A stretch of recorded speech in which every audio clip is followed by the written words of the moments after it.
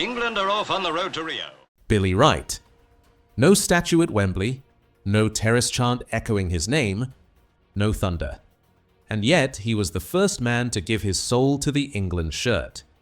Before Bobby Moore wore the armband, Billy Wright wore it 90 times. Before England had glory, he gave it gravity. He didn't chase applause. He carried a country. They still chant names from the terraces. Shilton, Charlton, Moore, Beckham. But one name, the one who came before them all, is often met with silence. Billy Wright, the first footballer in the world to earn 100 international caps. The man who led England through 3 World Cups, the heartbeat of Wolves for 2 decades. No ego, no scandal, no slogans, just loyalty, discipline, and a quiet kind of greatness that didn't need attention because it never asked for any. He didn't roar like a lion, he stood like a mountain. And when football forgot him, it wasn't because he failed, it was because he never asked to be remembered. Subscribe if you believe some legends don't fade, they echo. Because this isn't nostalgia, this is correction. William Ambrose Wright was born on February 6, 1924, in Ironbridge, Shropshire, a town built on smoke, steel, and silence. No spotlight, no football lineage, just working-class air and discipline in the dust.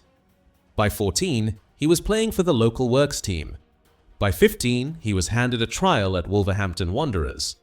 He was quiet, small, dismissed by many, but impossible to move.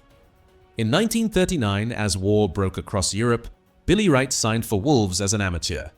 Then football stopped. But he didn't. He worked in local factories, trained at night. In a Britain of rationing and rubble, Billy's discipline matched the mood of a country trying to find its feet again. Played wartime matches against men twice his age, with tackles that felt like combat.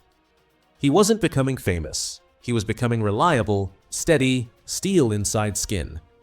And when peace returned in 1946 and the Football League opened its doors again, Billy Wright walked in already forged. He didn't just join Wolves, he grounded them. And in that stillness, a legend began to move.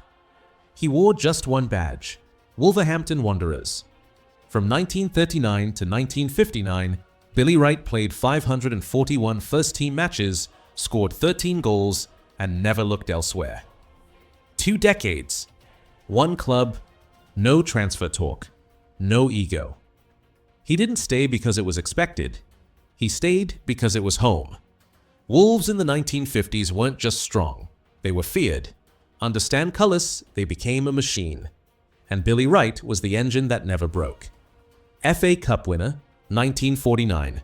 First Division champion, 1953 to 54, 1957 to 58, 1958 to 59.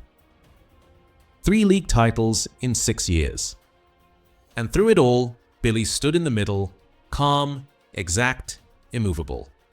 He was never booked, never sent off, never shook. He didn't fly into tackles. He stopped danger before it had time to breathe.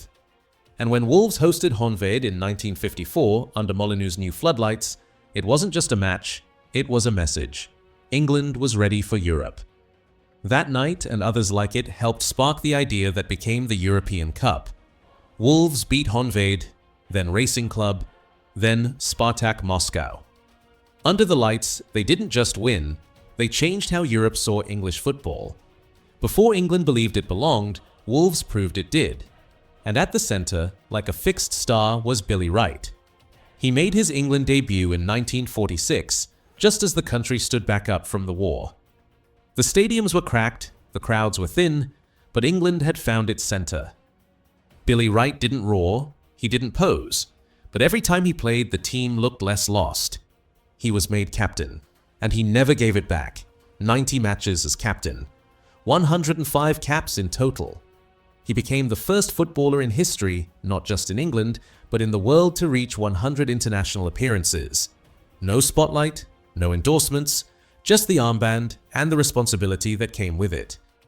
He led England at 3 World Cups, 1950 Brazil, where they were stunned by the USA, 1954 Switzerland, a quarter-final run, 1958 Sweden, a collapse that needed courage to carry. There were no trophies, no banners hung in his name, But Billy Wright never blinked. He played alongside Matthews, Finney, Lofthouse. But he wasn't just another name. He was the shape they played within. England didn't just need a defender, it needed a direction. And every time Billy Wright stepped on the pitch, it found one. He didn't shout, he didn't throw arms in the air, he didn't need to. When Billy Wright was there, others didn't panic. They just followed. He led the same way he lived, measured. Still. Strong. No wild tackles, no desperate lunges. He moved like he already knew what the next 3 passes would be. His genius wasn't in speed, it was in silence. He made others brave just by being near. Opponents didn't feel threatened. They felt out of time. In 1954, when Hungary ran riot and England lost control, Wright didn't scream. He gave a single nod. And the back line snapped into shape. They still lost, but they didn't collapse. Like the match belonged to a rhythm he'd already written. Tom Finney once said, "You wanted Billy beside you when everything went wrong. Not because he fixed everything, but because he never fell apart." Stanley Matthews once called him, "The rock England leaned on steady when storms hit." The press called him a quiet wall. His teammates called him the calm that let you breathe. Because leadership isn't noise. It's what happens to people when you stand next to them. And Billy Wright didn't just wear the armband, he carried the weight that most men never could. He retired in 1959 after 541 games for Wolves, 105 for England, and not a single booking to his name. No farewell tour, no lap of honor, just a quiet walk away from the game he gave everything to. That same year, he was awarded the CBE, not for winning, but for serving. Wolverhampton named him a Freeman of the City because he had given the city something more than medals. Off the pitch, he married Joy Beverley of the Beverley Sisters, one of Britain's most famous pop stars. But Billy Wright never chased celebrity. He stayed Billy. They raised 3 daughters with the same quiet values he brought to every back line. Then came Arsenal. He managed them from 1962 to 1966. No silverware, but no scandal, no chaos. He brought structure, respect, stability. After Arsenal, he moved into broadcasting, becoming head of sport at ATV, then Central Television.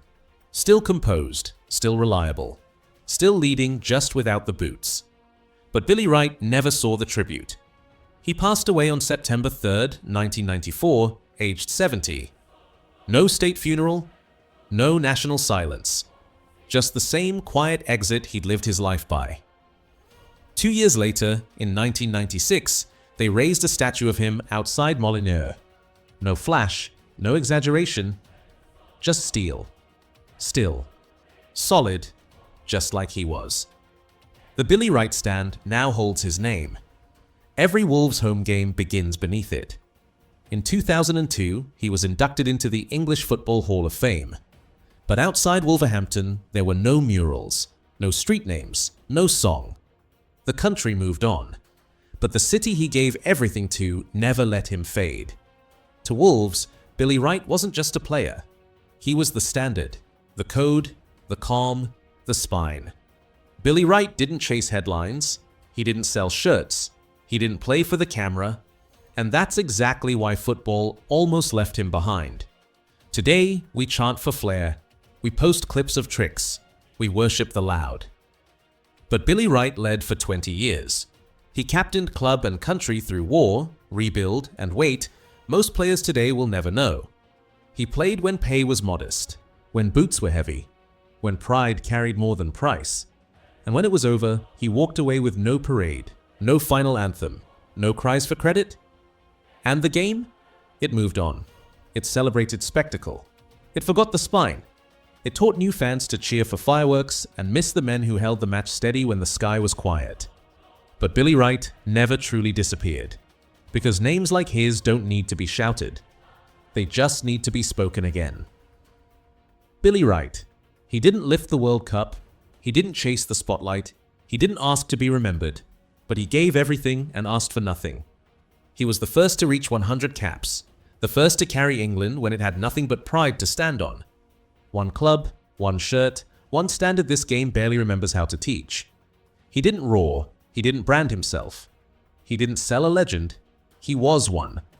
And when it was over, he left the same way he led, quietly, completely, without asking for applause. Subscribe if you believe some captains weren't made to be famous, they were made to be followed. Because England didn't always shout its greatness. Sometimes it stood still and let Billy Wright lead.